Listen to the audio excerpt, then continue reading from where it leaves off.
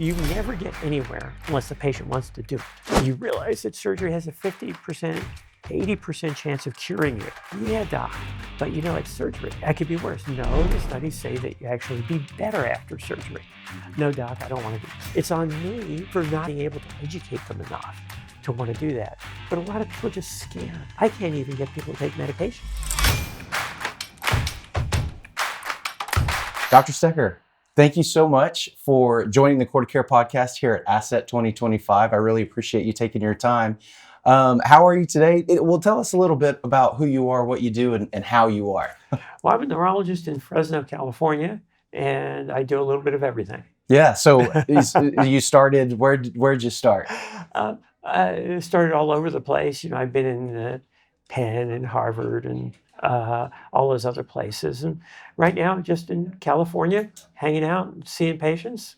That's awesome. That's it. Seeing lots of people. That's great. Well, today we're going to talk about a pretty important topic. It's a pretty common topic out there, and it's temporal lobe epilepsy. So what do you, first of all, tell us what temporal lobe epilepsy actually is and how it's different than other types of epilepsy. I mean, every epilepsy, every of the focal epilepsies are distinguished by where they start, where the site of origin is. So if it begins in the temporal lobe, it's temporal lobe epilepsy. If it begins in the parietal lobe, it's parietal lobe epilepsy. Mm-hmm. The difference then is the symptoms you get, number one, because you're activating different brain areas. Obviously, if you activate the occipital area, you get a visual phenomenon at the beginning. If you activate frontal cortex or primary motor cortex, you're going to get a motor. Yeah. The temporal lobe is different because of the cognitive changes that happen at the beginning. Memory, epigastric aura, hallucinations, mm-hmm. A lot of different things happen because the temporal lobe does so much. Right. So that's one of the differences. I think the other difference is that temporal lobe epilepsy is more common than the rest. Mm-hmm. Because why? Temporal lobe has a specific circuitry is number one. And number two, the temporal lobe's easy to injure because it's right near the edge of the tentorium. It's right in the middle cranial fossa where it's close to the bone. So there's a whole host of things that happen to the temporal lobe. Mm-hmm. And of course, viruses, seem to go there as well. The herpes simplex virus seems to have more damage associated with the temporal lobe, even though, of course, it can affect the whole brain. Right. So a lot of things affect the temporal lobe more, mm-hmm. and you get a lot of different symptoms as a result, and the circuitry is different. So I think that it's a very different animal wherever you are in the brain, because the circuitry is different.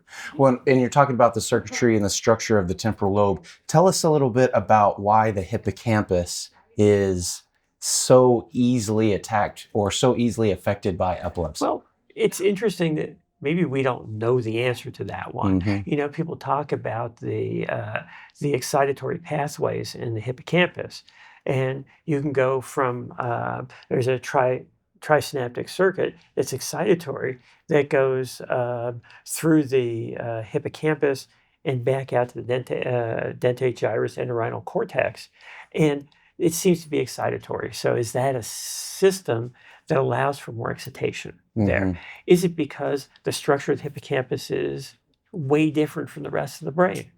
It's part of the older cortex. Is it so different? So I don't know the answers to that. I'm not sure anyone does know the answers, but they talk about the circuitry being different. And that's fascinating. So in order to capture a seizure on the temporal lobe, what diagnostic tools do you think are the best? Well, when you encounter somebody, you ask. When you see somebody in the clinic, you say, do they have epilepsy? Do they not have epilepsy? Uh-huh. And if they do have epilepsy, where? So where's your first cut on that? Your first cut is a history, right? They tell you a story. If they tell you a story, I was hit on the head by a pole right here and I have subdural hematoma, then that's probably not going to be a temporal lobe epilepsy because we know. If you had a concussion without any specific injury, temporal lobe is easily injured. So some things in the history will point that direction. The type of auras that they might have will point you in the right direction. And So that gets you a lot of information. The history gets you the most. Physical exam doesn't show much. Right.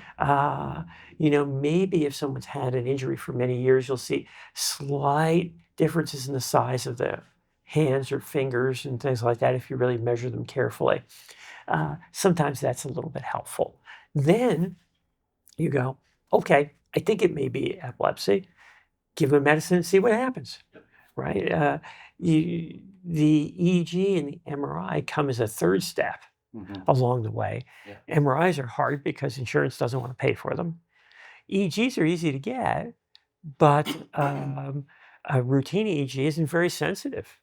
Ambulatory EEG gives you a lot more sensitivity, but it's still not 100%. So if the person responds to medicines, you're done. Okay, I'm happy. You're happy. Everybody's happy. We're good. Let's get the MRI and the EEG anyway, because if we see mesotemporal sclerosis, injury to the the hippocampus, we know what we're doing, and we know there's a high risk of recurrence. If the MRI is normal and the EEG shows temporal spikes that are frequent, still going to think about that. And what that's going to do for me is, even if the patient's completely cured with the medicine initially, it's going to be, okay, how long are you going to want to stay on that medicine? Right. So that helps me understand the length of treatment. And everybody wants to know how long they're going to be treated, and they also want to know what their recurrence risk is.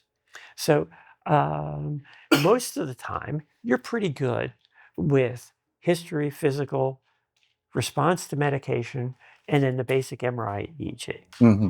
Then you get into the complicated cases where they don't respond to the initial dose of medicine. Okay, well, should I give you more? How can I keep giving you more if I'm not really sure what's going on?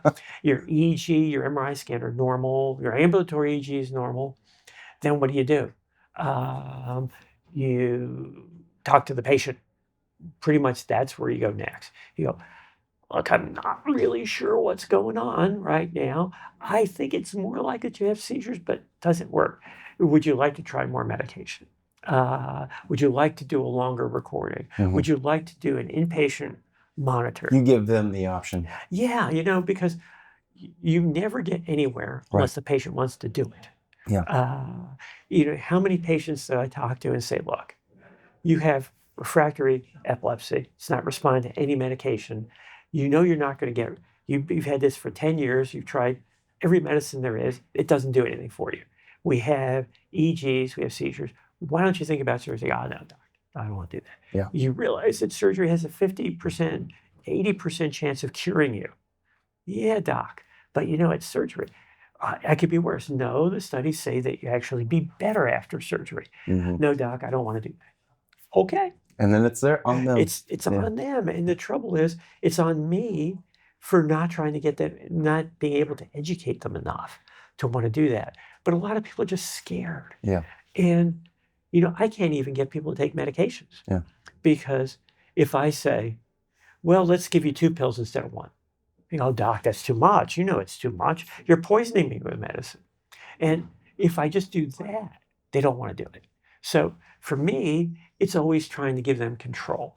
Yeah. If I can give them control over this whole process of evaluation and treatment, it works really well. Mm-hmm. If I take control over it, it's horrible. Mm-hmm. Because everything I do is wrong because it's not what they want. Right. And so if you go to the patient and go, look, you know what? You didn't do too good on 1 pill. Would you like 2?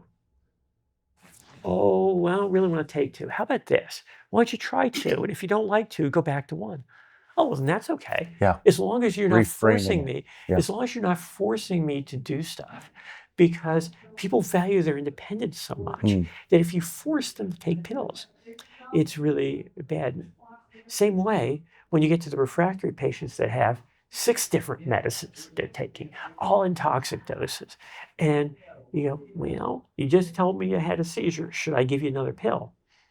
Doc, no, I really don't want it. I'm sick enough. I understand I'm having seizures, but I'd rather do that than add another medicine. I said, okay, good. Would you like to lower a medicine? Yes. No, I feel good here. And then you talk to them a little bit about what those options are and see what they want. Because you get nowhere doing stuff on your own. You know, the biggest fallacy in medicine, I think, is the cure for disease. Mm. You know, there's so many things that this pill cures this disease. Right. Never works because the patients don't take the pill. They get afraid of it. They get so scared they get a reaction. Maybe if it's not a biological reaction, they're afraid of it. And so unless you introduce it properly, they're not going to respond, especially in epilepsy. Yeah. It's tough. And epilepsy is harder than other things because if you have psoriasis, you have a rash. You go, oh, here's my rash. I took the pill, my rash is gone. I'm going to keep taking it. Yeah. Or if I have pain, I took a pain medicine and it helped. I like it. I'm going to take it. In epilepsy, you're taking a pill because something's going to happen in the future. You don't even know at that moment that it's not treating you at that moment. So you Right. don't see it. That's hard. And then the other part is that because the hippocampus is involved, their memory is bad. So they don't remember all the things that went with the last seizure. Maybe because they've been unconscious with that seizure, they don't remember. Their family members are often more concerned than they are. So they're going, it's not so bad for me. I don't really remember the details. I don't know much about it. Family gets worried. I don't see it as a big deal. Yeah. But everybody else around you sees it as a big deal because you go to the emergency room. Yeah. So you have to get to them, and because the brain's affected, their emotional function, their memory is a little bit different. So it's hard to get these to get people treated, and it's so much harder than just giving a seizure medicine. Yeah. It's so much harder than just recommending a new therapy. And speaking of these symptoms that you're talking about, does it make a difference if the seizure originates on the left or the right side? Because the temporal lobe is, for people who might be unfamiliar, is bilaterally located on both sides of the brain. And so there's a left temporal lobe, there's a right temporal lobe. So let's talk about when a seizure originates on the left, excuse me, and then when it originates on the right, and what the difference is there. You know, it's hard to be definite about a lot of things there because it depends on how quickly it spreads. If the seizure starts in the hippocampus and it spreads throughout the whole brain in a second, then you're not going to have you're not going to have different symptoms because it's going to be there. Now you may have postictal symptoms that are different. So people might, if the seizure remains confined to like the left temporal lobe for a while, or postictally, they might have an aphasia or a language problem. And certainly people that have left temporal onsets are going to more likely have a language problem. The right temporal, I don't know much that would be specific. I think it's the left, if you had it, would be more likely to have the aphasias and language problems afterwards. Again, it all depends on the pattern of spread. Yeah. If the other things are ipsilateral motor stuff. So if it spreads, it's going to spread more likely to the ipsilateral motor cortex. So if it goes slow enough, you might get ipsilateral motor symptoms. You might get contralateral head turning. So those things may happen as well, depending on how and where it spreads. Right. And are the medications different then for the seizures that spread quickly? Let's talk about the medications. How is temporal lobe epilepsy treated? What are the options there? So really your options are no treatment, which amazingly a number of people want, versus diet, which is not, which is great in children, like the ketogenic diet, but modified Atkins diet in adults is by itself can be beneficial, not too great. So you've got the non-medical treatments that are out there: sleep better, don't drink alcohol, don't use drugs, all those things. Then next are seizure medicines. And we have a large number of seizure medicines. Almost always we're either choosing Keppra or Lamictal as our first choice, depending on the situation. Keppra is great because it has very few cardiac, pulmonary, hematologic side effects. So it's not going to do anything, but it has emotional problems. People get irritable, anxious. Keppra rage, I've heard. Yeah, exactly. It can be serious. And so that's the limitation there. Lamictal, really good, but we titrate it up slowly to prevent a rash. But it's a mood stabilizer unlike the Keppra. So we're usually thinking about one or other of those because of the side effect profile is so good. And if someone gets pregnant, they're both very safe during pregnancy. So everybody likes one of those two. Yeah. The Lamictal really, because it takes a little bit longer. If you've got some time, we'll use the Lamictal. If not, try the Keppra first, see if anything bad happens. Then you can always go to the Lamictal. Now, there are a number of studies over the years that say, well, maybe Tegretol is a little bit more efficient and effective, but those studies are hard to do, and the effects aren't that massive. Okay. So the question is, if you got exactly the right dose and exactly the right level for the patient of any medication, would it be better? Right. That's the hard part to do. So when do you decide which is better, the Keppra, the Lamictal, or the Tegretol? Yeah. So me, it's I'll give people a choice. Let's say you get Tegretol, 30% chance it makes you crazy, but not going to cause any other problems. You can take Lamictal. It's going to take us a little bit of time, maybe a month or two, to get it therapeutic, but it's a mood stabilizer. But you might get a rash. Okay. And so people choose and give them the option of going back and forth between one or the other. And then if things fail, then it's the situation. Yeah. If it's someone who's at high risk for a rash from Tegretol or side effects, I don't use that right away. And I like Tegretol because it's cheap. Every insurance pays for it. I deal with a lot of Medi-Cal patients, and it's hard to get them medicines.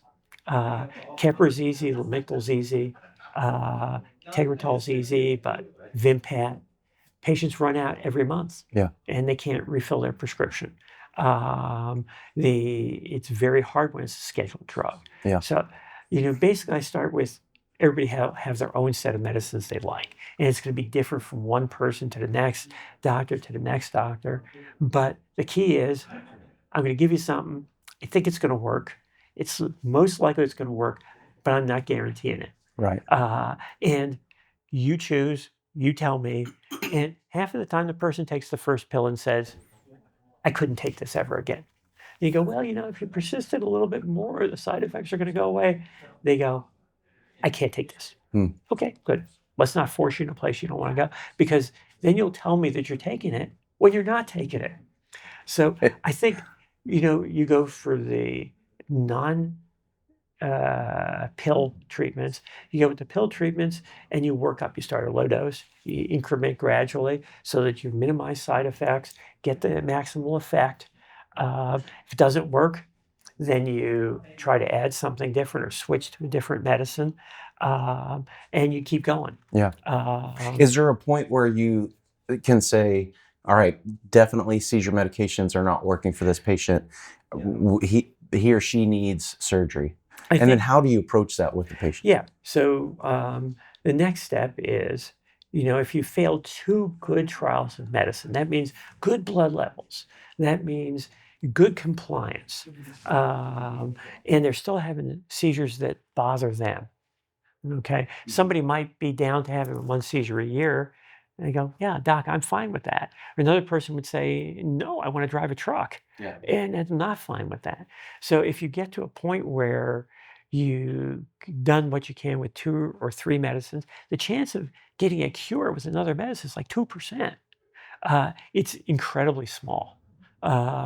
So once you've really done a good trial, and you want to make sure you've done a good trial, that means blood levels, that means understanding the blood levels, making sure they're all right, and you fail, it's going to be refractory. Yeah. What's the chances of your recovery? Doing something 2%, and maybe it's a little higher. Yeah. Maybe it's 5% if you put completely different medicines like, say, Xcopri and some of our newer medications in there.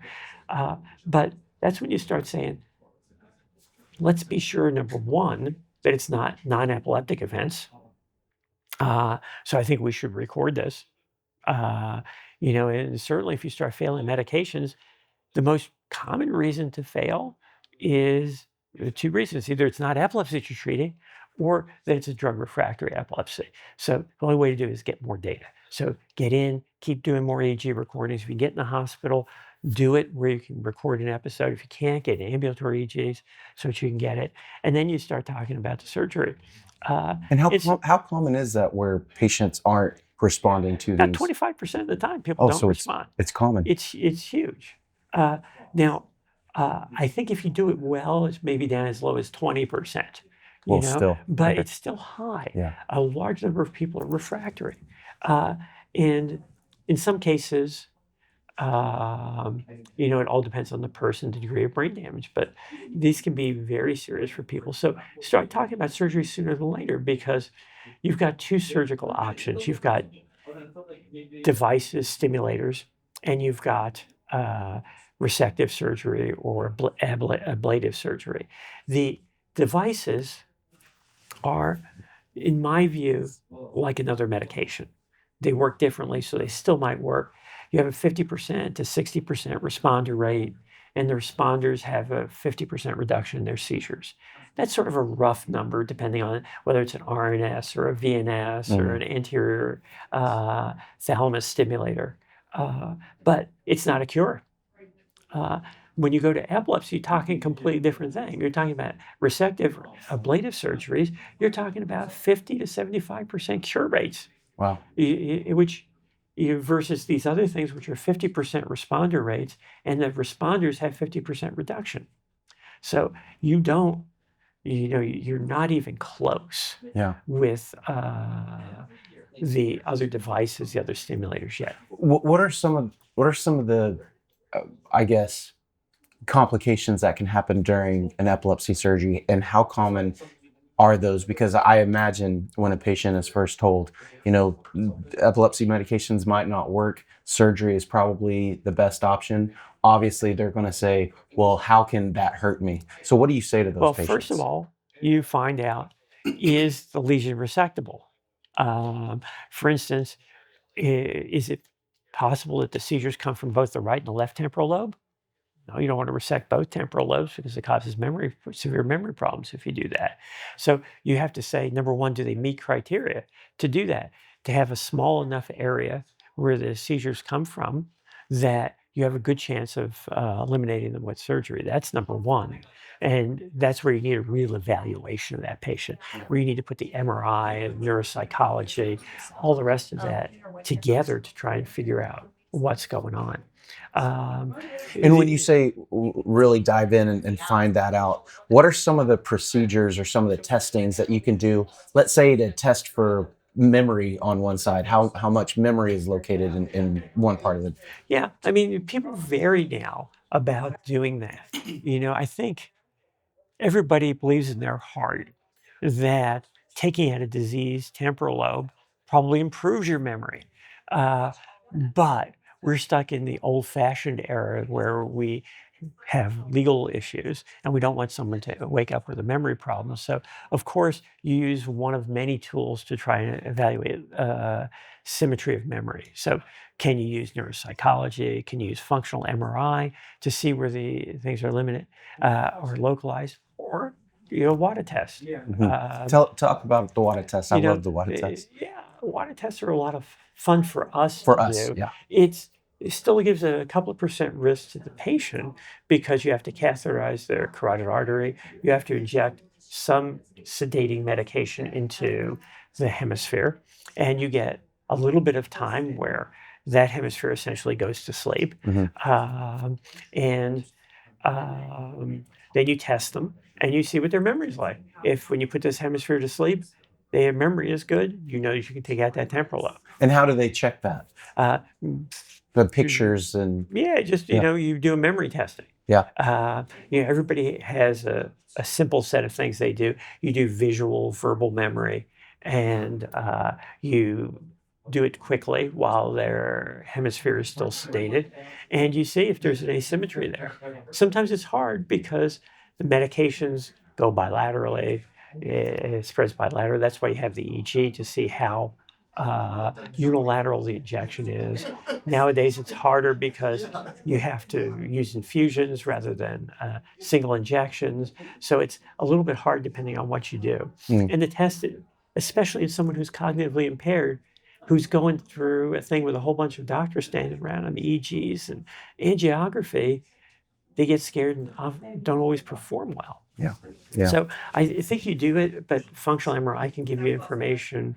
And neuropsychology plays an important role as well. Yeah. There.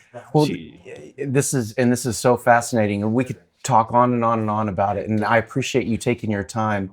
Before we end the podcast, I have one more question that I imagine some viewers might be thinking. Is it possible for a patient with temporal lobe epilepsy to live a seizure-free life where they might experience or be diagnosed with temporal lobe epilepsy and they have medication or surgery and then they can live there? Basically, I'm asking, is there hope for? lots, because 75% of people respond to medication. We concentrate on the 25% that don't, but if 75% respond to medicine, maybe another couple of percent respond well to a stimulator device, and then half of those that are left are seizure-free, and the rest, 80% seizure-free after surgery.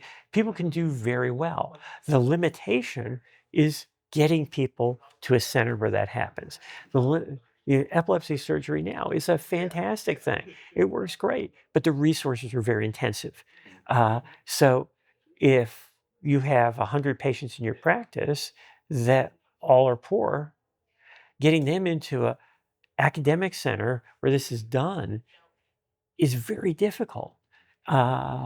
Because also there's issues about compliance in that group of people. So yeah, people can do great, but the system isn't meant for them. The system doesn't allow everybody to get that high level of care that you'd like. So the real advance that we need is to push people through the system, get them to these more advanced centers quickly. And that's going to be the biggest thing. And that will be a big factor in if they are successful in their Yes. And journey. the thing is, they have to advocate for themselves. If you don't advocate for yourself, it's over. Yeah. You gotta, realize that. And you can't be down about, I have a disease that has no treatment, because it has a great treatment. Yeah. Just that you may not, and your friends may have something different, because there's so many different varieties. Of course, someone with hypoxic brain injury from birth is going to do much more poorly than a person who has temporal lobe epilepsy goes to college. Yeah. And so there's a lot of stuff that can really help people if they seek it out. Yeah. But it's not the easiest thing for people to want to seek it out. So that's where we have to do things. And what we need is at every stage of the evaluation, that's not only doctors, it's not only nurses, it's not only, it's everybody that sees the patient has to know something. Because if that patient comes to the hospital for EEG monitoring and some nursing assistant says, "Oh, I don't want to do this, last patient was bad," suddenly they're not confident anymore, even if they heard it from somebody who doesn't count. So it's a team where the EEG techs are very important in this team, because if they know what's going on, they also add an extra dimension to what the patient can see. And they hear a whole team talking together about the same things and the same outcomes, and they feel much better when that happens. So EEG techs play a different role that you don't think. Just in getting EEGs, getting it set up, helping the doctors read EEGs, but it also talking to the patient, explaining, because they're less threatening. The doctors are much more threatening, and they know they'll get a little more honest view from a technologist than they will from a doctor. Yeah. Just because we're a little biased. Yeah. about what we want. Incredibly important role the EEG techs have. And I love that advice, wise advice to patients to advocate for yourself. It sounds like all of us as a group need to come together to really help that patient. Yeah. Well, Dr. Stecker, I appreciate your time. Thank you so much. Unfortunately, we ran out of time. I literally could talk to you for about another hour on this subject. And so maybe we'll bring you back if you don't mind. We'll do it next year. Anytime. All right. Well, thank you so much. Have a good one.